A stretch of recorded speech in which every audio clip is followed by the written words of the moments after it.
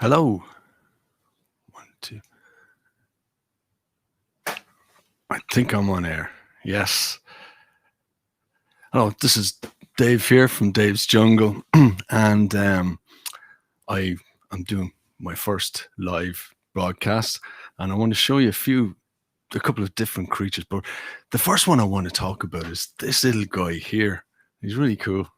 This is Fergal, and he's a chameleon, and he's called a Yemen chameleon, and you probably heard a lot about chameleons. There's a lot of different myths about them and different stories about, their abilities and everything, about how they camouflage. But the thing about it is, it's not quite the way you might think it is, how they work. Now, first of all, chameleons, they don't change color according to, like, for example, if I put this chameleon onto orange, he doesn't camouflage in that way. So I have him here.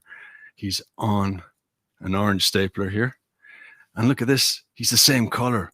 So they don't really change according to what their environment is, though they do change color to suit their environment where they naturally live. For example, this guy, he doesn't live on an orange stapler. He lives in a tree. So he can actually change to darker colors that make him camouflaged in the tree. And it's not only a way of camouflaging, but most importantly, with chameleons, it's how they communicate with each other.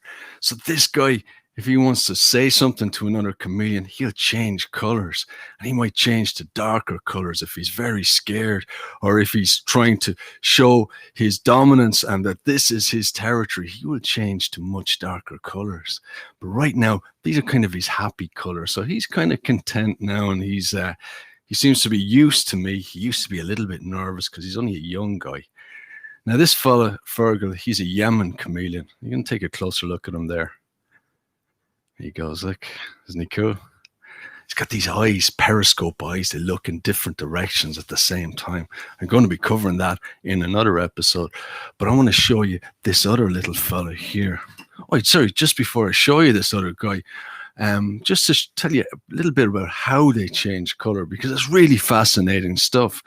Now, it's kind of a little bit sciencey here, but you'll get it simple enough anyway. And now, because light travels in different wavelengths, you have red lights is long wave, and maybe blue light, I think, is short wave. So they all travel in different wavelengths. But these little guys, they have tiny little nanocrystals embedded in their skin. And there are little muscles between these, and they're able to pull these little crystals apart. The further the crystal pulls apart, the different color reflects from the crystal.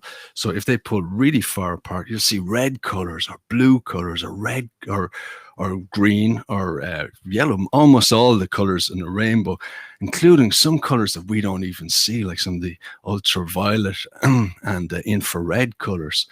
So they use these to communicate in little subtle ways, like he might change tiny little bits of colors in his spots. If he saw a male, now he's kind of young still, so he hasn't got his full color spectrum yet.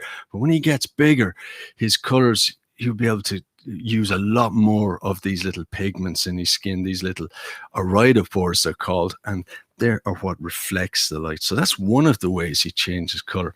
He's also got kind of a natural color, like the greens and the yellows and the browns, which are like melanin in our skin, really. And they use those to, they're their base colors, like his here now, and he's actually changing subtly as we go along. You can see his rib cage and everything. But so he'll use those to darken his body to absorb more light, because they also use their color to to reflect heat and to absorb heat from the sun.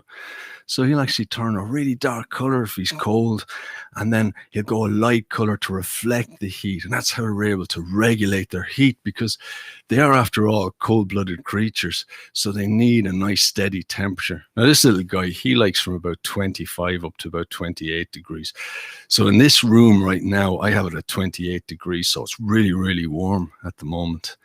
Now, I have another chameleon I want to show you. I'll just leave Fergal here for a second. Let him have a little climb while I go and fetch this other guy, because they're inclined to move around a bit. So Fergal's, here he goes. He likes to climb. He always wants to get to the top of things. So that's a Yemen chameleon. Those guys are found in North Africa. Now this little fella here, he is not as confident as the other guy. And this is a panther chameleon. And he's one of my newest additions. Look at this guy. Isn't he cool? Little eyes there. Now he's very plain at the moment, but these fellas, when they gets to maybe about 18 months old, when they get to their full colors, this guy, he is absolutely fantastic to look at. I couldn't really wait for 18 months to show you this, so I said I'd do it now. But you can see the red there. Look at those reds. It's amazing. Look at those yellows, blues, greens. This is a panther chameleon. And if you get a chance, you should actually Google them, because you'll just see how brilliant their colors are. Now, I want to show you something. I want to introduce these two guys. They haven't yet met each other, but you'll just see how chameleons change. Hold on there 1 second. This is kind of awkward. Hold on. Wait 1 second. Yeah, wait. So here we go. So we have the two of them in the picture. Now watch the reaction when they see each other. Now watch, they're going to see subtle little changes in their body, maybe. Now Fergal is not too happy. The other guy's a little bit innocent still. And notice he's making his body bigger. And what he can do as well is he'll make his body flatter as well, and like a pancake. So here we go. Look, watch. Is he going to do it? He doesn't seem to mind this fella too much. If I showed him another lizard, he'd be completely freaked out. But this other little guy here, he's kind of oblivious to Fergal. Oh, look at that. Look. No, he's not happy at all. They're trying to make each other out. They're two different species altogether. Now, normally, if what will happen with Fergal is, I'm not going to let them get near each other just in case they do. Yeah, look at that. He's a brave little guy, that guy. He's only a few months old, really, both of them. But they're growing at a fierce rate at the moment. No, he's not impressed. I'm going to put him back onto this stand here. Whoa.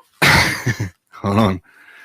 Here we go. Look, he's hanging upside down. Maybe he wants to go up. Here, let him hang on here. Yeah. There we go. Yeah, he's hanging on. They actually get quite big.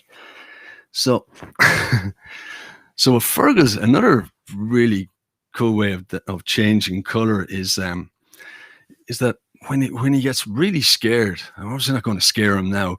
When he sees that other chameleon, it'd be more of showing his colors to show his territory. But they haven't quite figured each other out. They don't actually live near each other. They're very solitary creatures, these.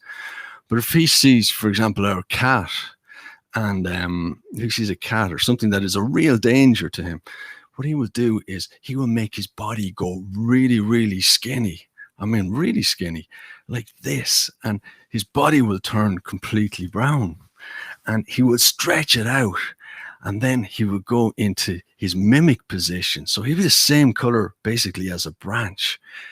And he'll imitate a branch moving. So he'll kind of move really slowly, like an Egyptian. I don't know if you ever saw it. He kind of move like this, like that. He move really, really slowly. And try and imitate his natural surroundings. Oh, look at that. He's seeing the other chameleon. He's getting aware of him now, and he's hissing at him. That's a defensive thing. Look, hey, relax, little fella.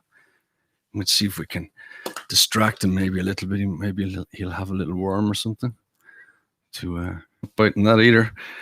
Yeah, so that's one of the ways they change color.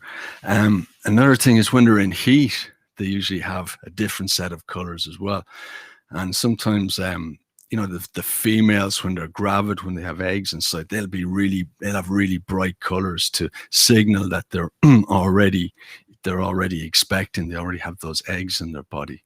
And females are generally a little bit more duller than these guys, but in some species they're very bright. And this species actually, they are quite bright as well, the females. And this guy is actually a male. There was always a myth years ago. I remember hearing about chameleons, and that if you put them on red like this, they explode. But as you can see, that's not true. Look at that, look. See, he hasn't exploded yet.